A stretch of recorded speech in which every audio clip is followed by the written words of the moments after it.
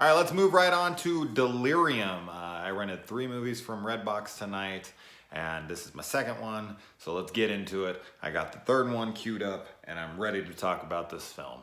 Now, this is a film starring Topher Grace, which immediately makes a lot of people be like, nope, next. And I don't know, man, get over Spider-Man 3. I enjoyed Spider-Man 3, so my opinion pretty much already is questionable. I just thought it was a fun movie. I really liked the dance sequence that everyone seems to hate. I liked the emo freaking kid going down the street and like pointing at girls and flirting, and they're laughing at him because they're just like, this guy's such a geek. It was also fun to me. I always question whether or not people know how to have fun in a movie. So I talked about that in my Death Wish thing, where I was like, people just seem to have this little box that they can't seem to get themselves out of, and they can't get themselves in different mindsets for different kinds of films. So, but I'm not here to talk about Spider-Man 3. I'm here to talk about Delirium.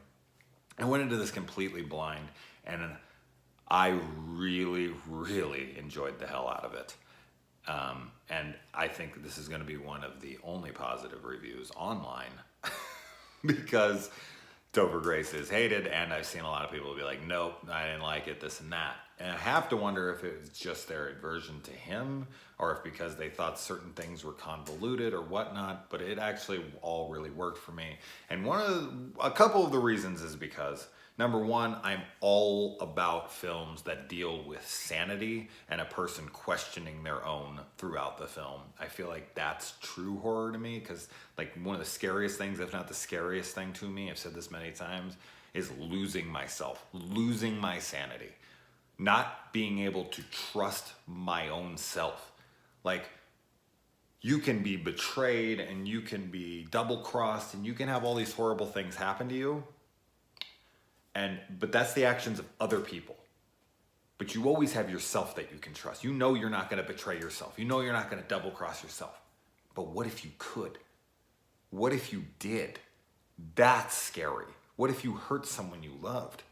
And not because you were of sound mind, but because you had, a freaking momentary lapse of insanity, or just straight up were crazy and you did terrible things. And oh my God, my brain freaks out thinking about stuff like that. That's horrifying to me. So watching someone have question their sanity and feel like, did I do that? Or am I crazy? Am I unfit to go into society? That's terrible. So anyway, the premise of this film, and it kind of reminds me a little bit of Famke Janssen's 100 Feet.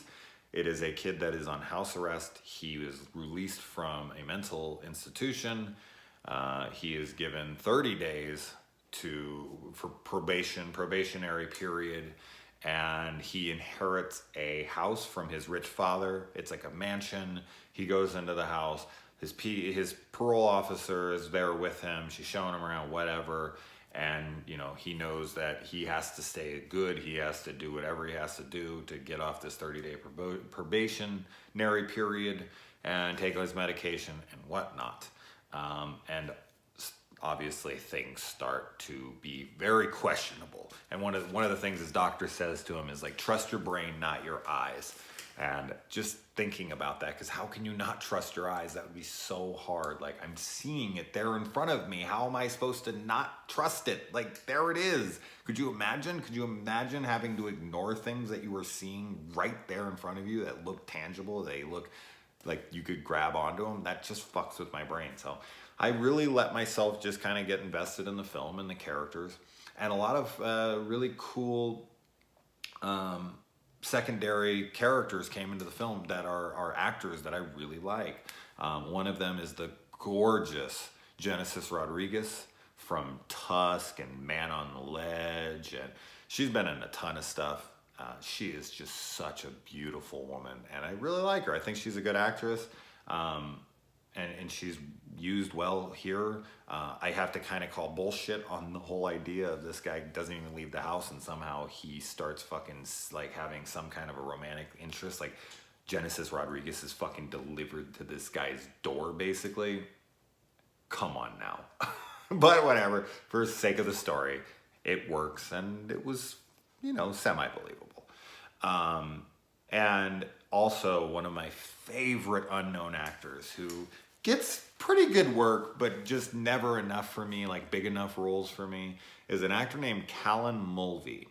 And I am a big fan of Callan's ever since I saw him in 300 Rise of the Empire, the sequel that everyone seemed to hate. I liked that one as too. I guess I just fucking like movies that everyone hates, and it's promise it's not to be different or cool. I just genuinely like them, and I'm not gonna fucking tell people I didn't because they didn't. No, I liked it. Anyway, but Callan's been in all sorts of shit. And he's actually he's the best villain in Batman versus Superman, for sure. He's much better than Doomsday and Lex Luthor. He's that Russian freaking henchman guy that's always taken, is in the opening and he's at the end. He's fighting Batman when she's tied up to the chair and all that. He's also in Winter Soldier. He's one of those. Anyways, I think he's fucking fantastic.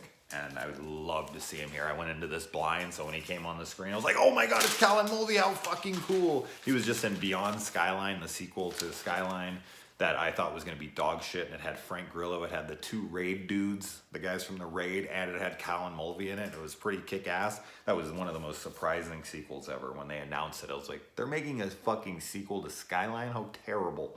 And it ended up being a really fun time. And another person that was in this, he's only in it for a very short amount of time, but is fucking Vice Principal Gills from Summer School.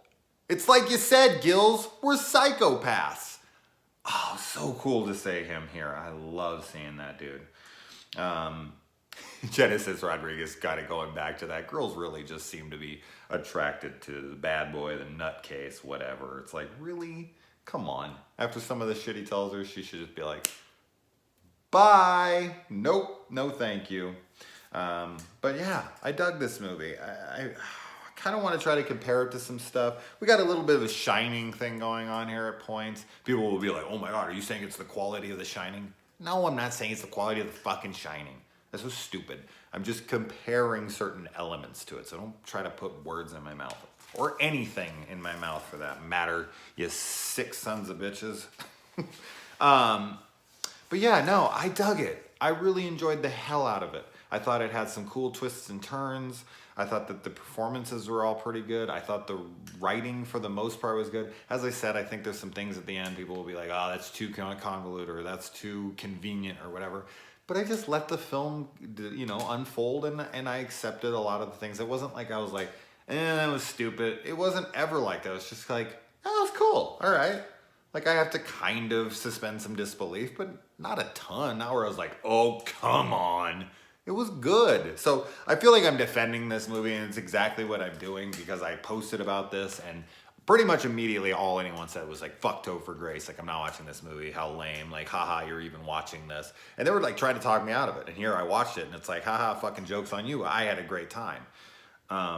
But also another couple of people were like, I watched it. It was lame. Lame? Come on. Lame? This is not a lame movie. I'm sorry. I'm not sorry. Fuck. I'm not sorry at all. I'm here to defend this movie. That's what I do, right? I defend fucking movies. So yeah, anyways, anybody seen this yet? Check it out. I would love to talk spoilers at some point. So yeah, leave some comments below. Make sure you put some spoiler stuff and let's chat about it for sure. Cause I'm not gonna do a spoiler review on it. Just keep this spoiler free. But any other Callan Mulvey fans out there? Isn't that guy fucking awesome? Like Miss Meadows with Katie Holmes. And he's been in a ton of shit. I think I've seen like almost every fucking film he's ever been in because I just see that he's in something and I'm like, bam, Callan. He's cool as shit. I don't know. He like got a really bad car wreck and fucked all of his face up and came back and he can't see out of one eye and it doesn't even work correctly. Like it's almost like he's like cross-eyed a little bit. He just gives him that tough edge. He looks like a badass man. I dig him. So anyway, all right, I've rambled enough.